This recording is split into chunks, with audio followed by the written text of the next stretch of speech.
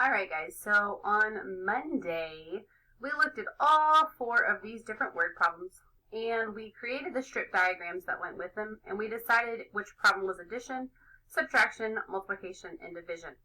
Today our goal is to, drumroll please, we are going to write an equation, and we are going to estimate the solution to each of these problems. So this is a lot of stuff already on this one page, so I'm going to go one problem at a time. So I'm going to take this problem first, and we're going to go ahead and look at it. So it's the same problem, and it's been a couple of days since Monday. So I'm going to read the problem again just to make sure I really understand what in the world is going on. So here's what it says.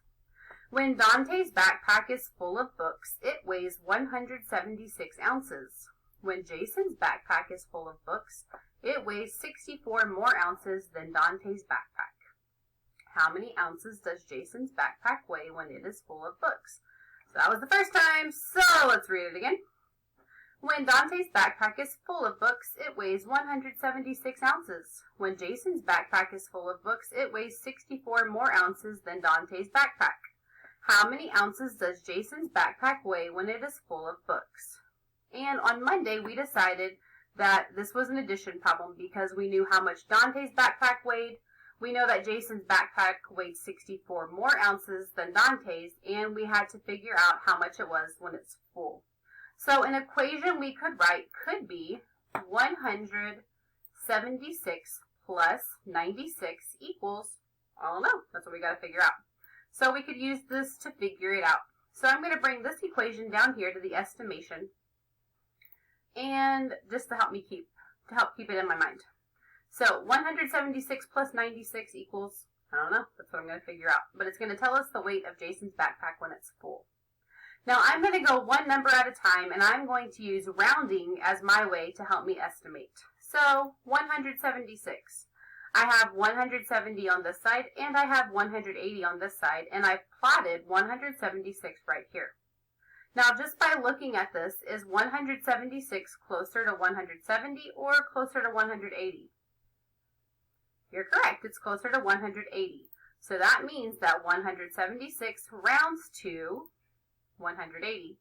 Now, that was this number, but we have another number. We have the number 96, so let's do the same thing. So I have 96, I have 90 right here, and I have 100 right here, and 96 is about right here. Now looking at it again, is 96 closer to 100 or is 96 closer to 90? That's right, 96 is closer to 100. So I can say that 96 rounds to 100. So my new equation for whenever I'm estimating is going to be 180 plus 100 equals question mark. Now for this, I'm going to use expanded form to help me solve it. So I'm going to break both of these numbers into expanded form. We've been doing this a lot, and you're getting so good at it. So I know that 180, whenever I use expanded form, is 100 plus 80, and I know 100 is just 100. So my equation would now read 100 plus 80 plus 100 equals question mark. Well, when I do that, I'm going to say 100 and 100. Well, I know 100 and 100 is 200, and 200 plus 80 is 280. So that means that his backpack weighs about 280 ounces whenever it's full. And when we actually solve tomorrow, we're going to check to see if we actually did it right. So that was one problem. Let's look at the next problem. This problem says that Robert's new book has 45 pages. He will read 5 pages each day until he finishes reading the book. How many days will it take Robert to finish reading his book? Well, that was the first time, so let's do it again. Robert's new book has 45 pages. He will read 5 pages each day until he finishes reading the book. How many days will it take Robert to finish reading his book? And we said our strip diagram looks like this. We know our total. We know he has 45 pages in the book. And we know he's going to read 5 pages each day. So we're trying to separate it out equally. So this means it's division. So an equation we could write could be 45 divided by 5 equals question mark. We don't know what it equals. So I'm going to bring this equation over here to my estimate. And just like we did last time, I'm going to use rounding as my form of estimation. So I'm going to say 45. So I have 40 on this side and I have 50 on this side, and 45 is right in the middle. Well, since it's right in the middle, remember for rounding, if it's right in the middle, we're going to go ahead and go up to the next 10, 100,000, whatever you're rounding to. But for us, it's 10. So that means that 45 rounds to 50. Now I'm going to do this. I could do the same thing for 5. Excuse me. But because 5 and 50 are compatible numbers, they work really well together, I'm actually not going to. I could round it up to 10 if I want to, and that could also work, but I'm going to leave it at 5. So my new equation is 50 divided by 5. And I could draw a picture to represent it, but you know what? I know how to count by 5s, so I'm going to do that until I get to 50. So 5, 10, 15, 20, 25, 30, 35, 40, 45, 50. Oh, I said 50. How many fingers am I holding up? That's right, I'm holding up 10.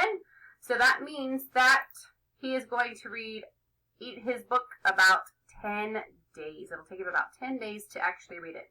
And again, tomorrow when we solve, we're going to actually see if our estimate is correct. Let's look at the next question. This one said that Lakita is allowed to talk on her cell phone no more than 45 minutes each day. What is the greatest number of minutes she can talk on her cell phone in 7 days? That was the first time. Let's read it again. Lakita is allowed to talk on her cell phone no more than 45 minutes each day. What is the greatest number of minutes she can talk on her cell phone in 7 days? Again, we made our strip diagram. We don't know what the total number of minutes are, but we do know that she is able to talk for 45 minutes every single day, and we have 7 days. So we have 7 groups of 45, and that helps us to tell us its multiplication. So since we are multiplying and we have 7 groups of 45, my equation would be 7 times 45 equals the total number of minutes, or 7 groups of 45 equals the total number of minutes. So again, I'm going to bring this equation over here to my estimate, and I'm going to do the same thing we've been doing. I'm going to use a number line to help me with my rounding so I can estimate. So looking at my first one of 45, I have 40 over here, I have 50 over here, and 45 is right in the middle. Now remember, if it's right in the middle, I'm going to go ahead and go up to the next number, or to the next benchmark number. So I'm going to go up to my next 10, which is 50. So that means 45 rounds to, you got it, 50. Now for 7, I have 0 on this side, and I have 10 on this side, and 7's right about here. So is 7 closer to 0 or to 10? That's right, it's closer to 10. So since it's closer to 10, that means that 7 rounds to 10. Excuse me. So our new equation that we are trying to solve is 50 times 10. I am going to use partial products to help me solve this problem. So I'm going to go ahead and set it up. And when I set it up, it looks like this. So I have to decompose 50 into 10s and 1s. So I have 50 plus 0. And my 10 decomposed is 10 plus 0. And when I actually have to multiply, I'm going to do 50 times 10 right here. I'm going to do 0 times 10 right here. I'm going to do 50 times 0 right here. And I'm going to do 0 times 0 right here. Now when I do 50 times 10, I get 500. When I do 0 times 10, I get 0. 50 times 0 is 0. And 0 times 0 is 0. So you'll notice anytime I multiply times 0, my answer is always 0. Now remember, after we do our partial product, we add all of our partial products. So I'm going to add 500 plus 0 plus 0 plus 0. So that's what I'm going to write down. 500 plus 0 plus 0 plus 0. And when I add 500 plus 0 plus 0 plus 0, I get, that's right, 500. So she's able to talk on her phone for about 500 minutes in 7 days. And tomorrow, again, when we solve, we're going to see if this is a reasonable answer, if it's pretty close to it. All right, let's look at our last problem. So for today, for this one, it says, Ava has too many comic books. Her bookshelf is packed with 205 comics. She decided to get rid of 167 of them. How many comic books will Ava have left? Now, that was the first time, so let's read it again. Ava has too many comic books. Her bookshelf is packed with 205 comics. She decided to get rid of 167 of them. How many comic books will Ava have left? Now remember, on Monday we came up with this strip diagram. We knew her total was 205 comic books. We knew that she got rid of 167 comic books, and we're trying to figure out how many she has left. So our equation could be 205 minus 167 equals, I don't know, that's what we're going to figure out. Now again, I'm going to bring my equation down here to my estimation just so I don't get confused. And just like we've been doing, I'm going to use a number line to help me by rounding. So I'm going to start with 205. I know that I have 200 on this side and 210 over here. And 205 is smack dab in the middle. And since it's right in the middle, that means it's going to go to 210. So that means 205 rounds to 210. I'm going to do the same thing with 167. I have 160 on this side and 170 on this side. Is 167 closer to 160 or is it closer to 170? That's right, it's closer to 170. So that means that 167 rounds to 170. So my new equation is going to read 210 minus 170 equals question mark. Now for this problem, I decided I want to use base 10 blocks to help me because sometimes it's easier for me to do it that way. So I'm going to first model my 210. So I have 200s and 110, which gives me 210. And now I have to subtract 170. Well, I'm going to go ahead and take away 100. It's already gone. So now I have to take away 70. So I'm going to go 10, 20, 30, 40, 50, 60, 70. So now I've gotten rid of 170. So now I just have to count to see what's left. So I have 10, 20, 30, 40. So that means 210 minus 170 is 40.